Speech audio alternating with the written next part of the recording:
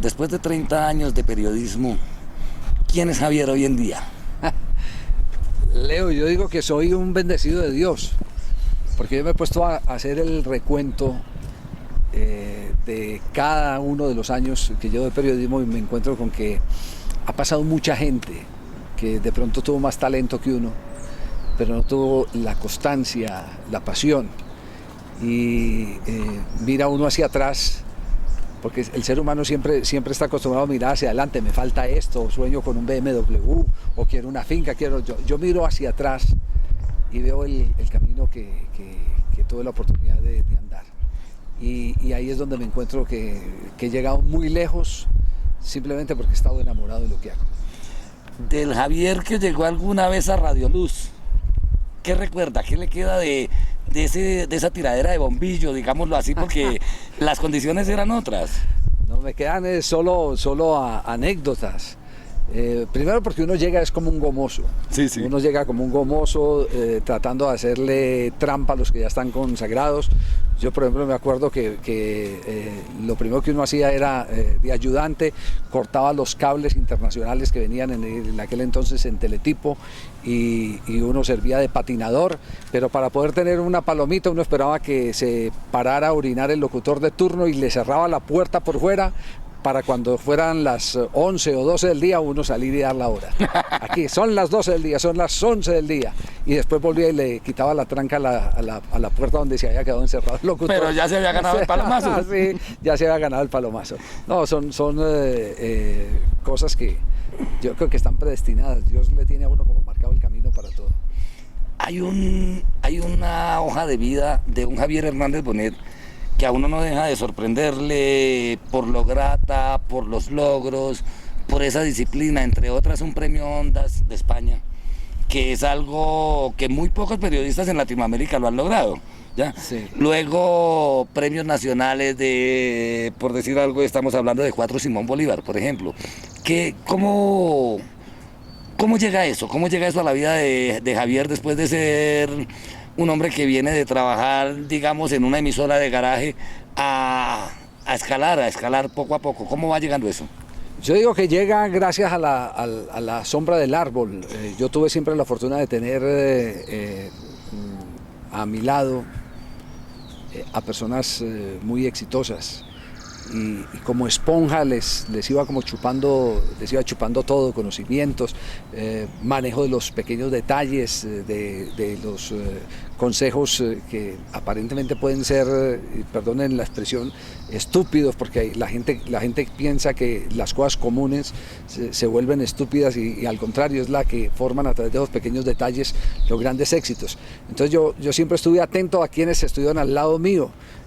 Por ejemplo, en La Voz del Río Grande tuve a un costumbrista, un locutor maravilloso, que primero conocí a Alberto Materón Miller, que ese siempre me enseñaba cómo tenía uno que poner la voz en el micrófono. Y después tuve a un hombre que no solo era voz, sino que era una inteligencia brillantísima, que era Rodrigo Correa Palacios. Sí, el señor Rodrigo el declamador y todas esas cosas. Y él siempre me enseñaba pequeñas cosas, los pequeños detalles. Él me decía, nunca llegue tarde, acostúmbrese a no entrar impreparado en una cabina, tenga apuntes, no abuse de la memoria.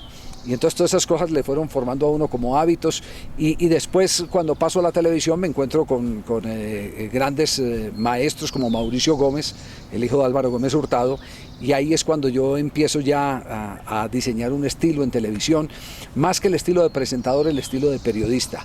Y en el Noticiero Nacional, en el año 1997, hice una serie gracias a ese furor de la Selección Colombia antes del Mundial del 98, que se llamó Los Niños de la Selección, y esos niños de la selección, que me los encontré en todo el recorrido que hice por Sudamérica con la Selección Colombia, un niño que imitaba a Higuita en Bolivia, uno que se peinaba como el Pío Valderrama en Uruguay. Qué maravilla.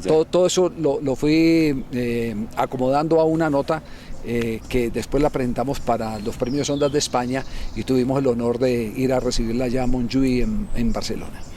Tengo aquí que usted trabajó con el señor Campuzano en Medellín. Ah, ese es mi maestro, ¿Qué mi le hermano. queda de experiencia de un tipo tan tradicionalmente querido por los paisas y por Colombia?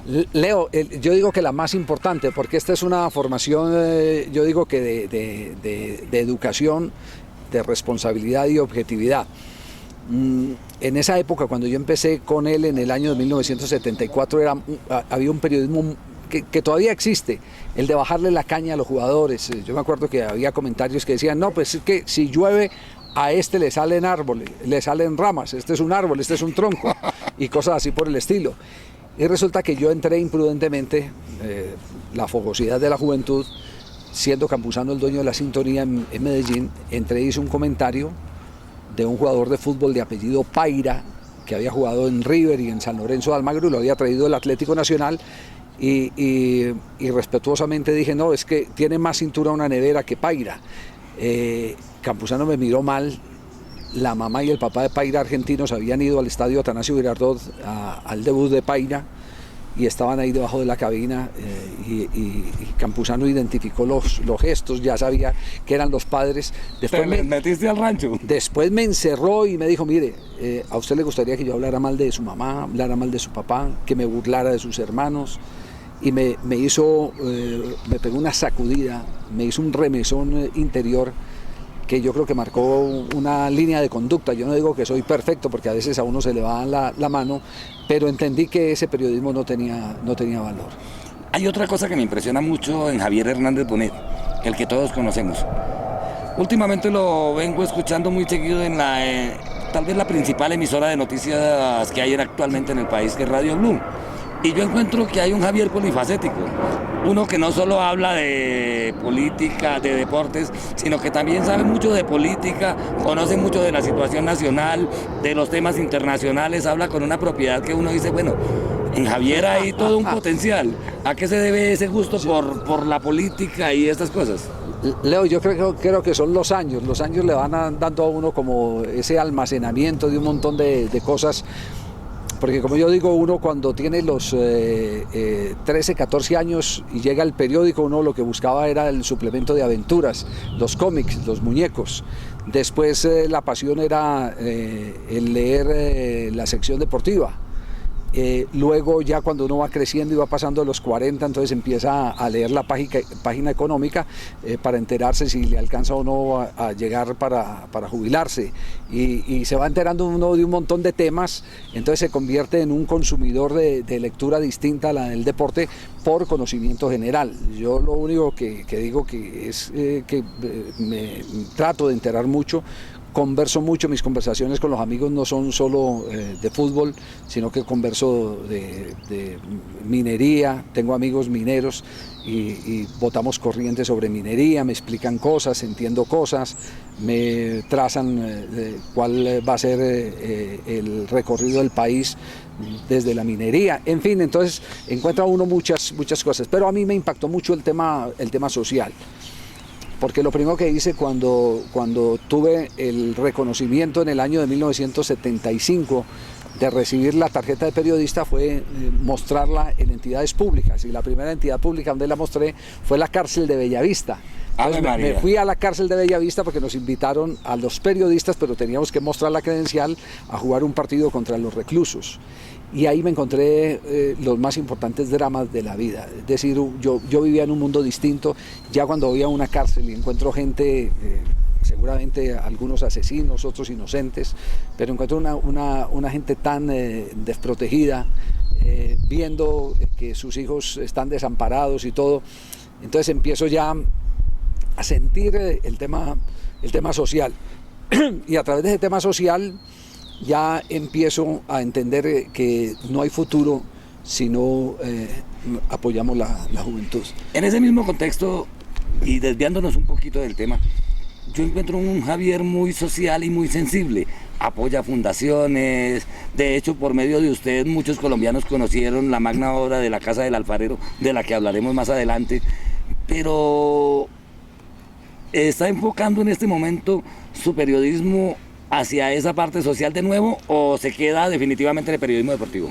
Leo, le hago una confesión. Cuando yo decidí lanzarme a la política para apoyar una revolución de oportunidades para la gente que estaba en riesgo de reclutamiento por los grupos al margen de la ley, porque primero conocí una fundación que se llama San Jerónimo Emiliani, que recluta niños que salen de la guerrilla y del paramilitarismo.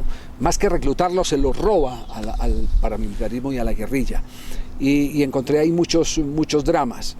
Niños de 13, 14 años con un prontuario escalofriante, pero que hacen parte de la sociedad y que había que canalizarlos, meterlos a la corriente del día a día del país. Entonces, con un general de la policía retirado, el general Jacinto Mesa, nos dedicamos a apoyar esa fundación. Y un día, en Villavicencio, me encontré con otro drama del que no podemos estar ajenos los colombianos. Yo hoy puedo decir, aunque para eso no hay edad, que soy una persona libre de drogadicción y de alcoholismo. Mis 2 hijos mayores son libres de drogadicción y de alcoholismo, por fortuna, hasta hoy.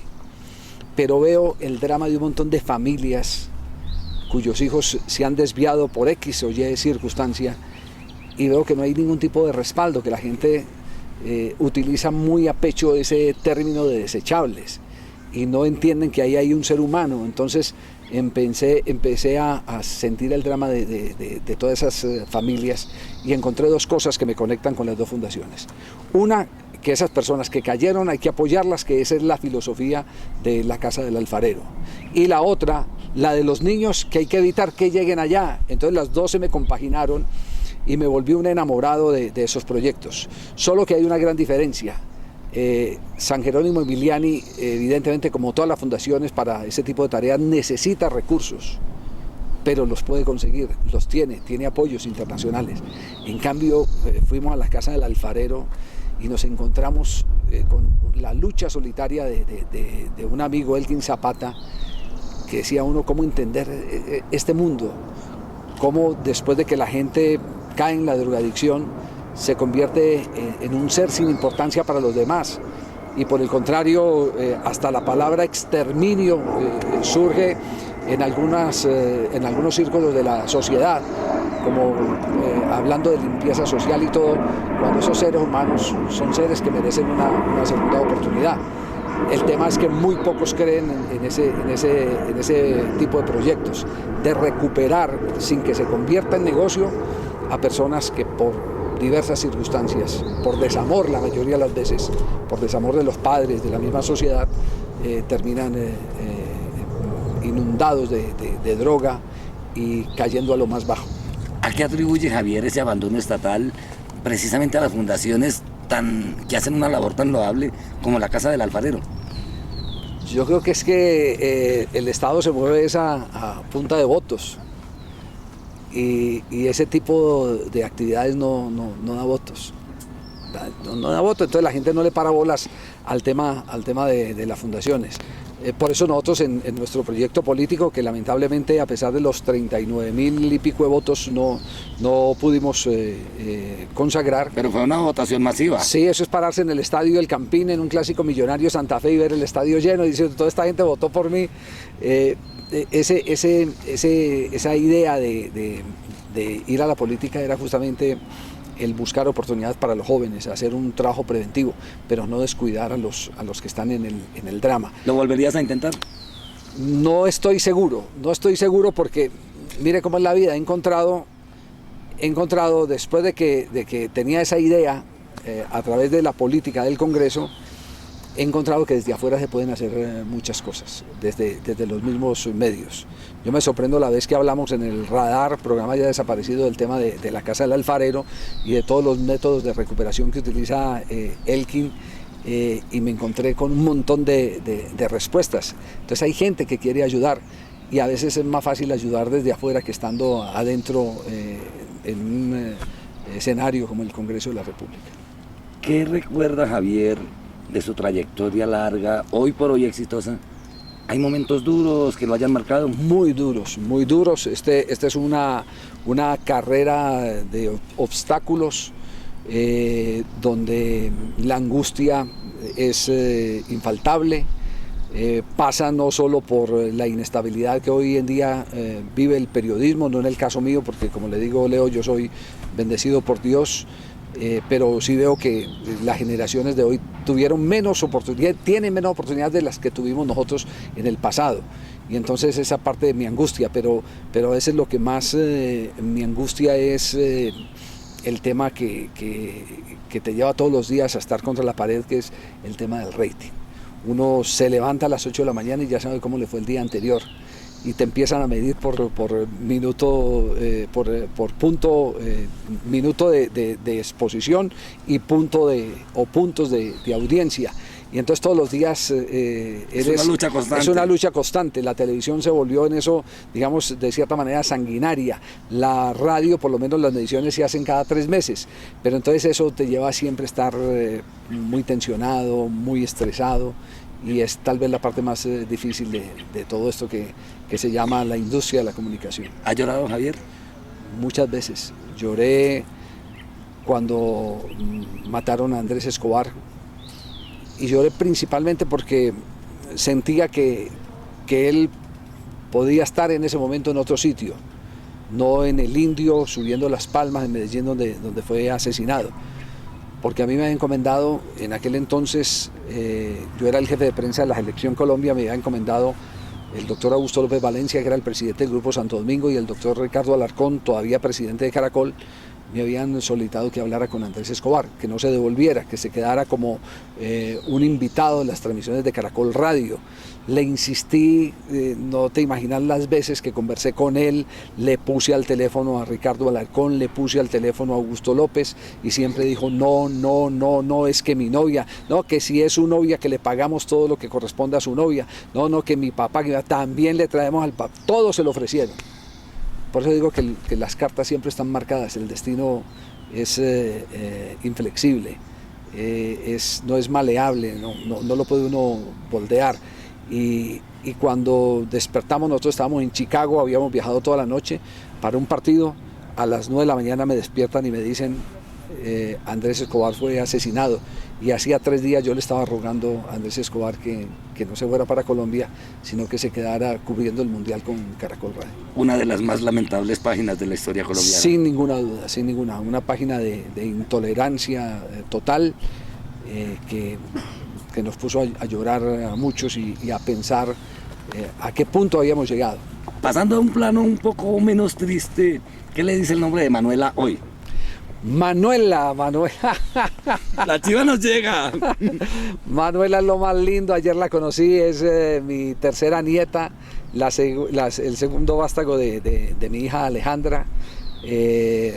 La estuvimos esperando con mucha ansiedad y ayer vi ese regalo de Dios lleno de amor, de verdad que me conmovió mucho. Se me aguaron los ojos cuando la vi ayer. Hay una personita así de pequeñita que se llama Sofía. ¿Qué significa Sofía para Javier Hernández? Sofía es todo para mí hoy. Mis 2 hijos mayores ya están criados. Hablamos de Juan Pablo y hablamos de Alejandra. Yo tuve la oportunidad de darles la educación que ellos querían. Fui con ellos muy respetuoso en la elección.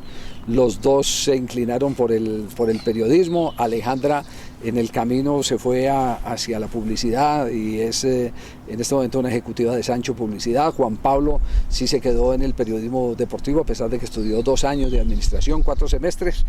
Y después llegó como regalo del cielo también Sofía. Sofía hizo lo que nadie había podido conseguir. Fue la que le dio la vuelta. Me hizo cortar el bigote.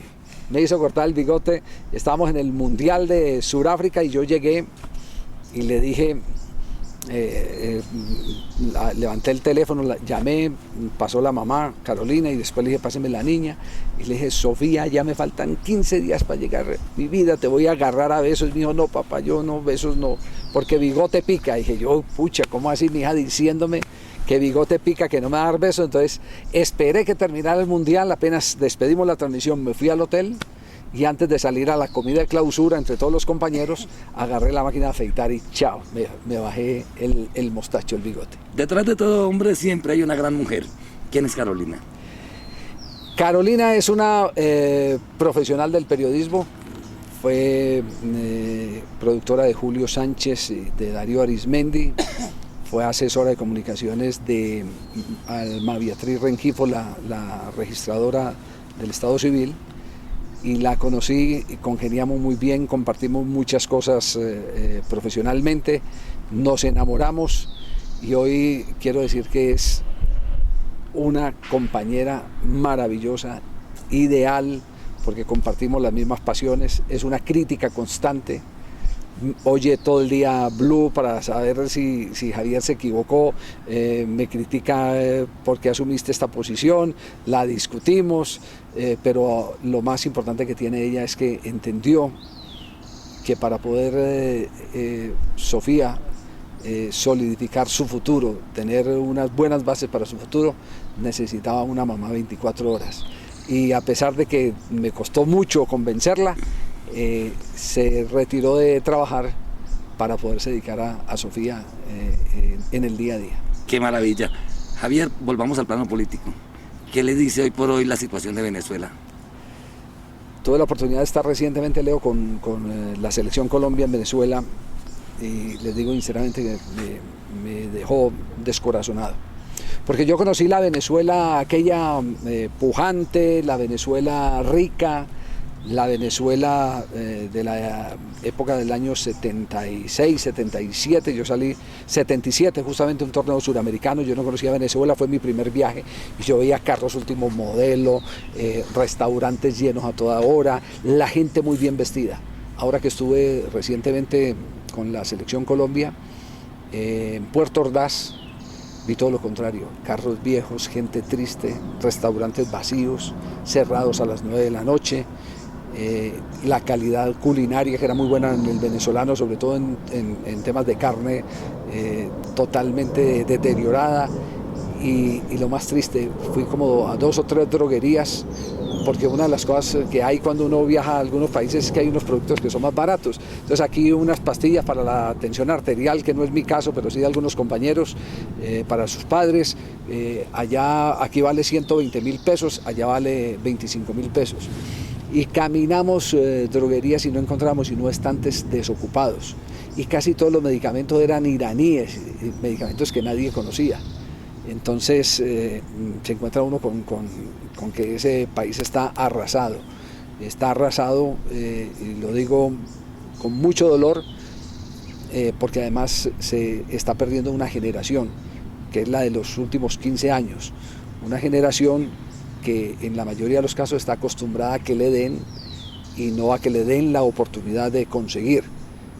Y ese tema, que también lo he vivido en Argentina, es un tema que es tal vez el más difícil de recuperar. Es decir, supongamos que ahora se estabilice la recuperación de la cultura del trabajo, de que lo que me llega a mi bolsillo es porque me lo gano, no porque me lo dan. Ese es tal vez el principal golpe que ha vivido Venezuela y que le costará muchos años para poder cambiar la mentalidad. Se necesitarán otras generaciones. Vámonos hacia Colombia. Hay un proceso de paz que va, que viene, que tiene sus altas en la opinión y que tiene sus bajas, que tiene, como todo proceso, quienes lo apoyan y sus detractores. ¿Usted cómo ve desde su óptica de periodista ese proceso, el desenlace del proceso mejor?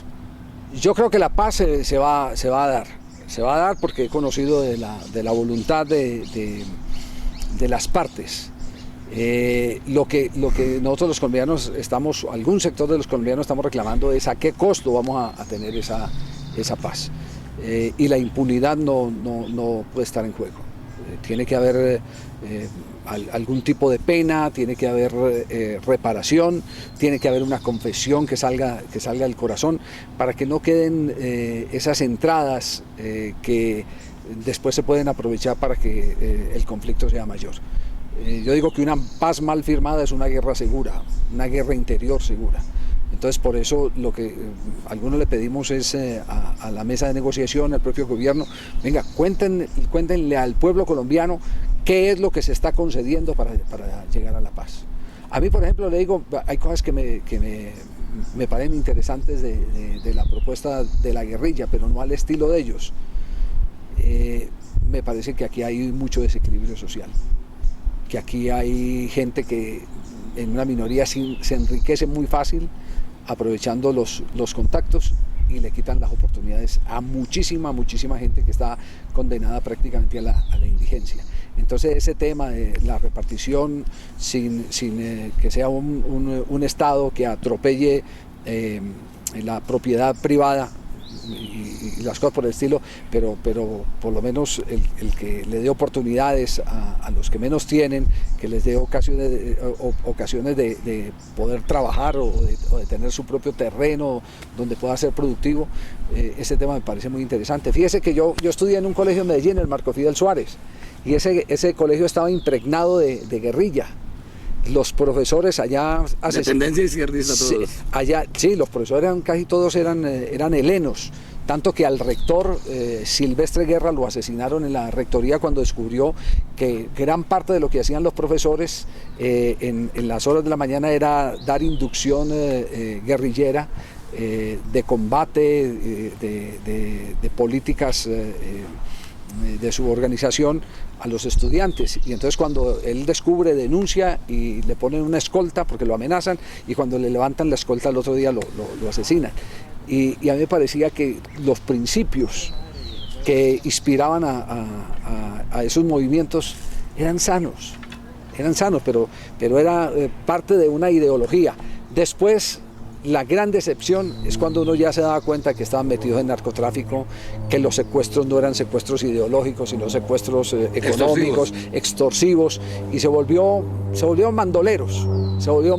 Entonces se perdió esa ruta. Una degradación de la filosofía. Pero total, absoluta, Leo, total, absoluta. Yo lo digo porque lo viví allá como estudiante, sentado y oyéndolos a los profesores del Marco Fidel Suárez, y después lo viví ya en el otro lado de la sociedad, y también puse el espejo retrovisor. Cuando me preguntaste sobre esos 30 años de periodismo, yo también he hecho como el ejercicio de mirar por el retrovisor parte del recorrido de mi vida desde estudiante, y me acuerdo que todos esos principios que lo convencían a uno y lo inspiraban a pensar en una patria más justa, más equilibrada, más para todos, se fueron perdiendo, y entonces le dieron al contrario las armas a los derechistas, a los ladrones de cuello blanco, que son los que se roban la plata de la educación, se roban la plata de la salud, a que hicieran de las suyas, porque no había autoridad moral para reclamarle a los que del lado del Estado estaban robando.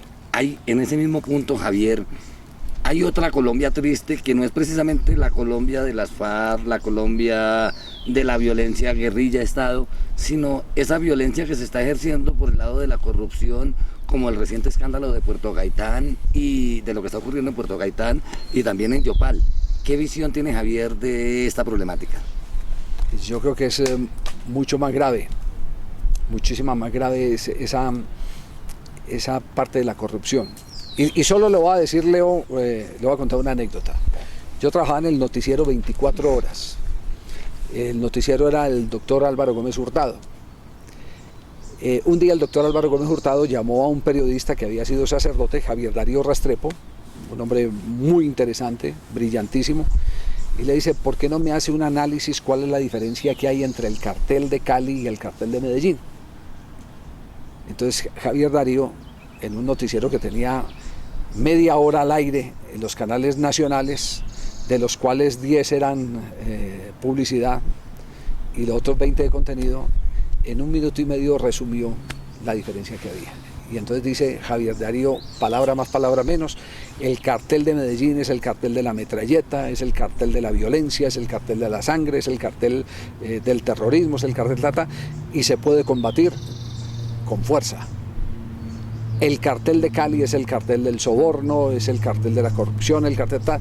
Ese es mucho más peligroso, porque ahí se camuflan